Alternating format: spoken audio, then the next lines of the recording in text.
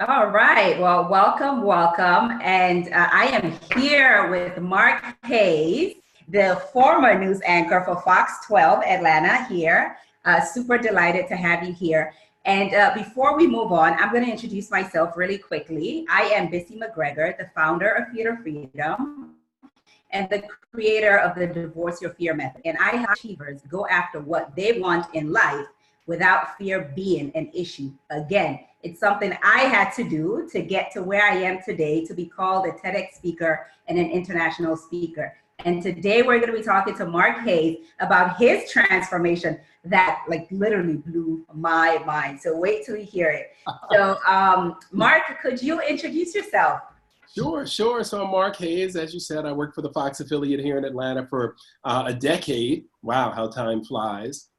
I've also worked in some other major cities around the country: Dallas, Denver, Detroit, Baltimore were my favorites. Well, there was something about each city I loved because they all had great food. So I could relate there. But it was really interesting too. I also worked in Albany, Georgia, and Rochester, New York, which was really, really cold. But I'm from New York, but I wasn't really from the northern part of New York up near Canada, which is where Rochester is, and it's really cold up there. But the travels were great. I wouldn't trade it again for anything in the world. And I loved telling stories, especially inspiring stories about people doing amazing things in our communities.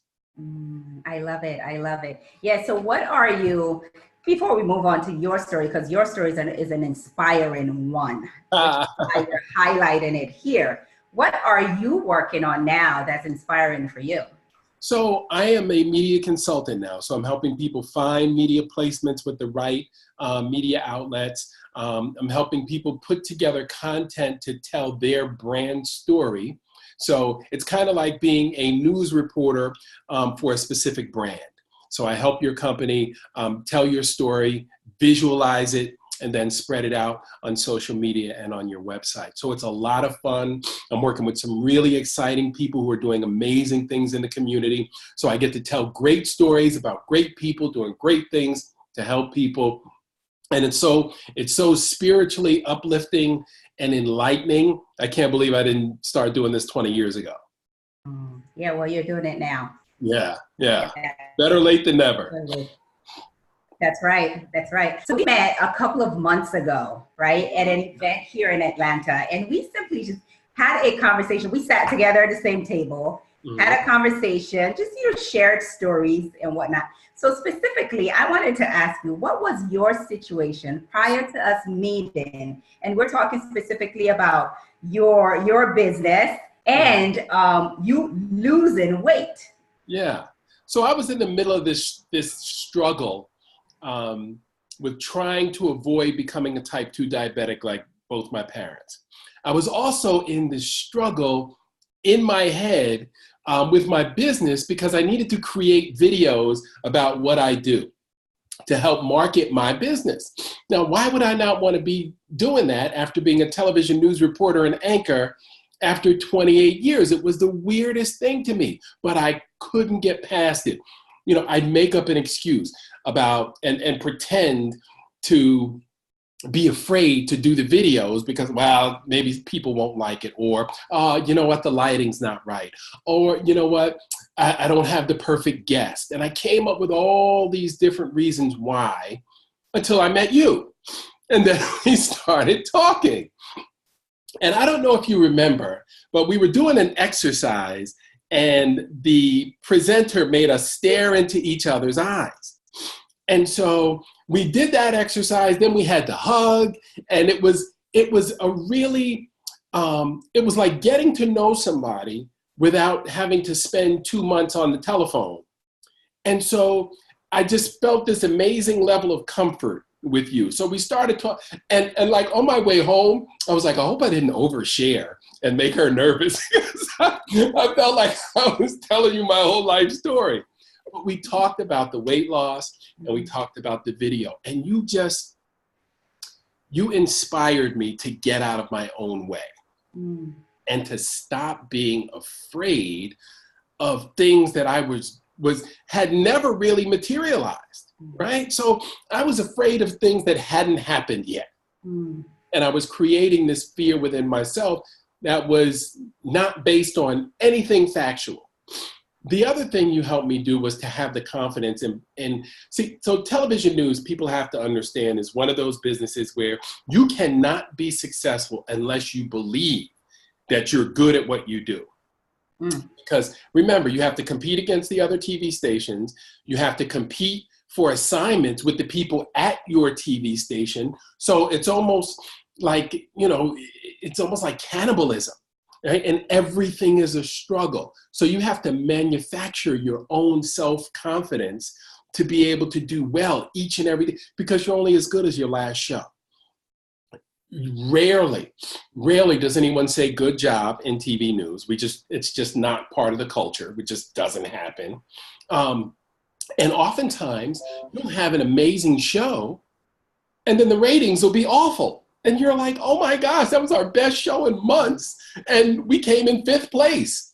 And so it's a very difficult place to maintain your confidence. But you have to almost fake it to make it. And so I did that for years and years and years. So when I got into this new arena of entrepreneurship and this health struggle with realizing that I was almost 300 pounds. And I played wide receiver in college. Right? There's no such thing as a 300-pound wide receiver. I shouldn't be anywhere near that heavy. And I knew that it was not going to be good for me long term. So my doctor challenged me at Christmas, lose the weight or else. It's up to you. You want to be type 2. You told me you didn't. If you don't, make some changes. So I started the diet. I was having a little bit of success. But then your encouragement, your ability to instill that belief in me with myself got me over the edge. So I might have lost 10, 15 pounds at that point. Mm-hmm. Please tell us what you lost, guys. You got to hear this. Yes. So I started the diet Christmas week. May 7th, I was down 43 pounds. Wow. And the bulk of that came after we met in, mid-March, toward the end of March. And I just started losing the weight. I started exercising. I started shooting videos more regularly. I just started doing the things. I said, okay, BC told me I can do this, so I'm going to do it. Mm. And it was just the level of comfort I had in our conversation, the ease with which you were able to approach me, and it was the magic of, giving someone that empowerment. Mm. And that's what got me over the hump. And now I feel like I can do anything.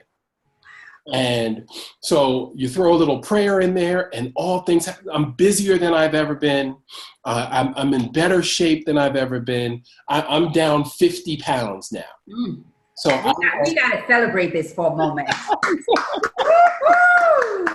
Yes.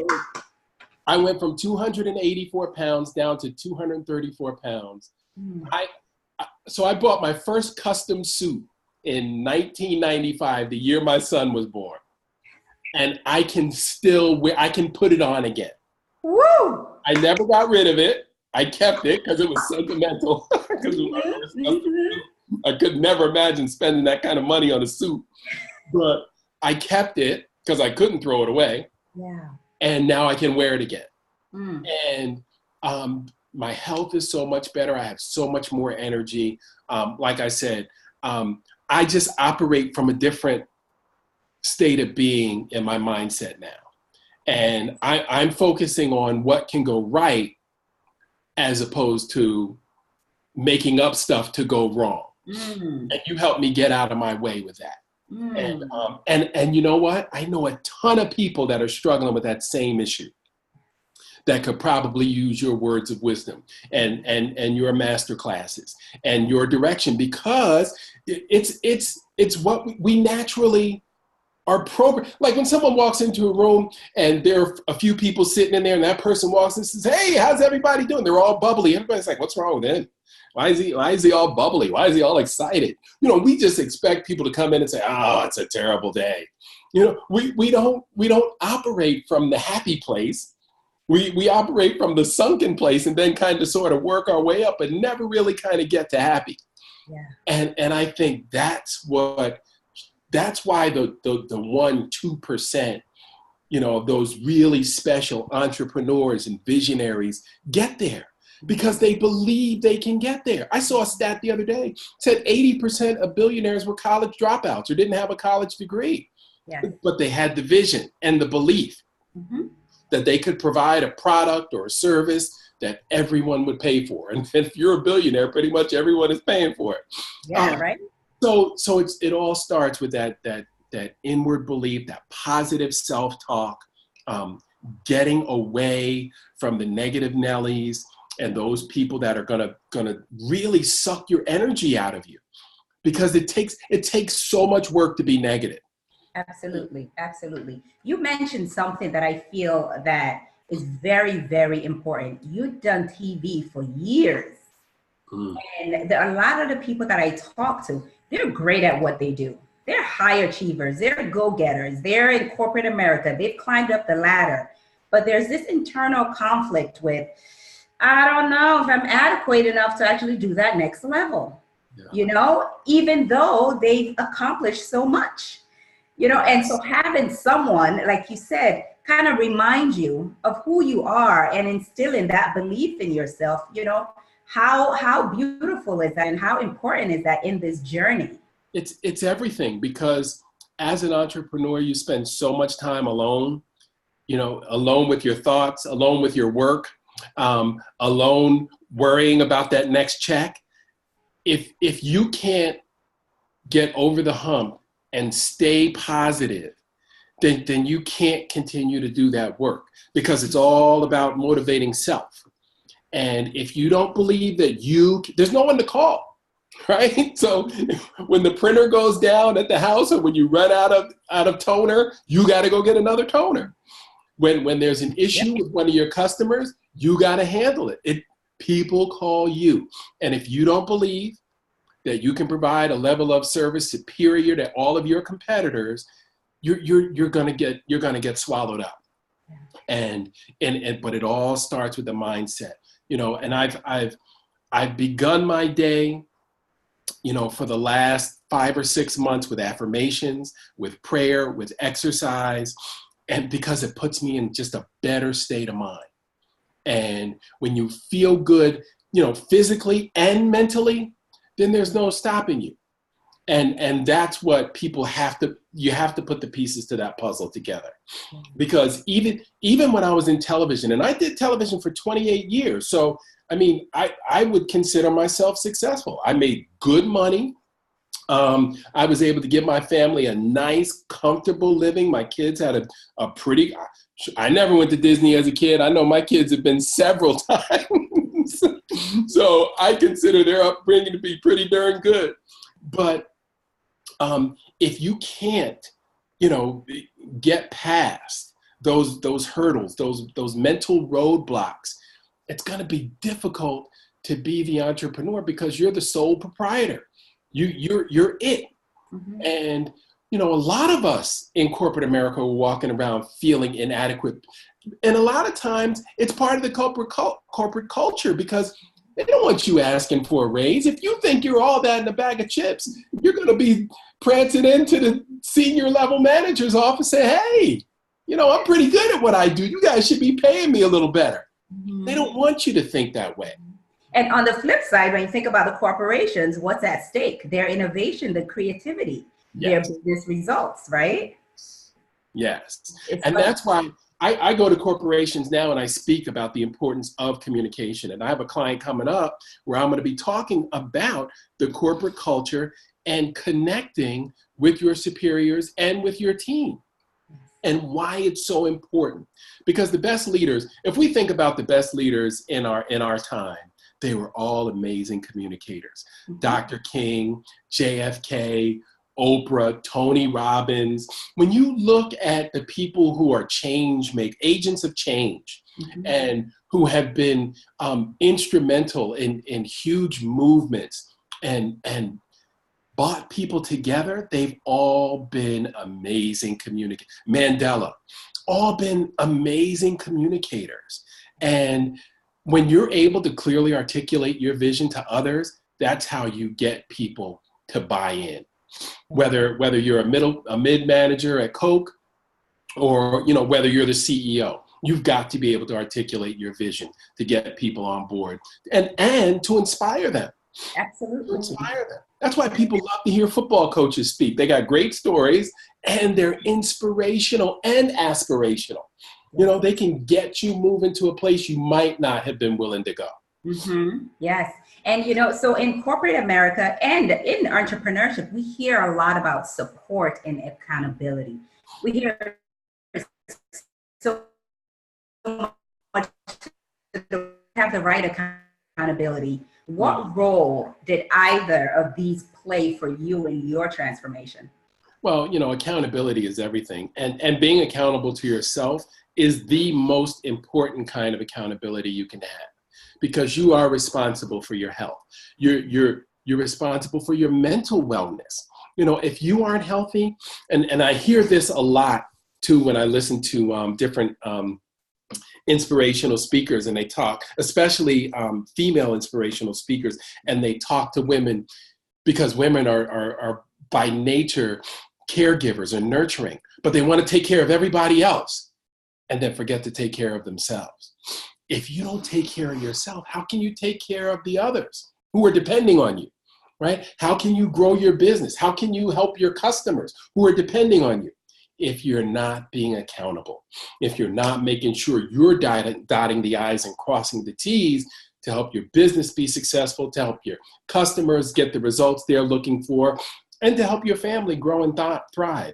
It's so critical. And, when you talk about relationships, it's important to be accountable in your relationships. You got to be present in your relationships. You have to communicate in your relationships. People have to know what's wrong, what's right, what's kind of sort of going wrong. Mm-hmm. Right? And if you just communicate, we could probably fix the divorce rate in this country if we could communicate a little bit better. Absolutely. Absolutely. I couldn't agree with you more. So Mark, I know we could talk for hours. We could be here talking for hours. But if you could say anything to someone who's struggling with their challenges and considering investing in one of my programs, what would it be? Oh, do it. Just do it. Be like Nike and just do it. Mm-hmm. Invest. And, and that's the other thing that slows us down. We don't see the money we spend with you as an investment in ourselves. And it really is. If we're not going to invest in ourselves, then who are we going to invest in? And I would wholeheartedly recommend that people invest in themselves with you and your coaching to help themselves. Number one, find accountability, because it all starts there. Number two, learn how to deal with the events that happen in our lives. You need to have the tools to get you over the hump. And I think that's one of the things that it was like you put another screwdriver in my toolkit. And now, it's a flathead on one side and it's a Phillips on the other. So there's no screw that I can't unturn. And that's the magic of your ability to help people transform. Mm-hmm. And wow, you could probably charge a pretty penny for that. I'm sure you're a bargain for what you're charging. Well, thank you so much, Mark. Well, you guys heard it from Mark himself. Just do it. Thank you guys for joining me. Again, I am Bissy, the founder of Fear to Freedom, the creator of the Divorce Your Fear method. And I help go-getters and high achievers like yourself go after what you want in life without fear ever being in the way. Thank you again, Mark. All right.